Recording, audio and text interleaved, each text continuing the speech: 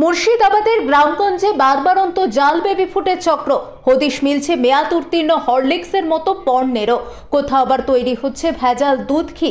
গত দুদিনে জেলার ডোমকল, নওদা, হরিহরপাড়া এলাকায় খাদ্য সুরক্ষা দপ্তর এবং ডিস্ট্রিক্ট এনফোর্সমেন্ট ব্রাঞ্চের লাগাতার তল্লাশিতে উদ্ধার হয়েছে বহু ভেজাল পণ্য। আইনি পদক্ষেপ শুরু অভিযুক্ত ব্যবসায়ীদের বিরুদ্ধে। এর সঙ্গে আরও কারা জড়িত রয়েছে তার খোঁজই শুরু করেছে প্রশাসন। হসপিটালের পাশে মৌমিতা মিষ্টান্ন ভাণ্ডারে আমরা অভিযান চালিয়েছি। ওখানে মেয়াদ উত্তীর্ণ বিভিন্ন রকম পানীয়, দুগ্ধ জাতীয় দ্রব্য এই সমস্ত কিছু পাওয়া গেছে। এর সাথে আমরা বেবি ফুডও কিছু পেয়েছি, যেগুলো মেয়াদ উত্তীর্ণ ছিল বহুদিন, প্রায় 1 বছর আগে। এই সমস্ত জিনিস আজকে আমরা উদ্ধার করেছি। তার সঙ্গে গ্যাস সিলিন্ডারও দেখলাম। তার সাথে আমরা ডোমেস্টিক গ্যাস, যেগুলো কমার্শিয়াল পারপাসে ইউজ করা যায় না, সেই সমস্ত গ্যাসের সিলিন্ডারও পেয়েছি।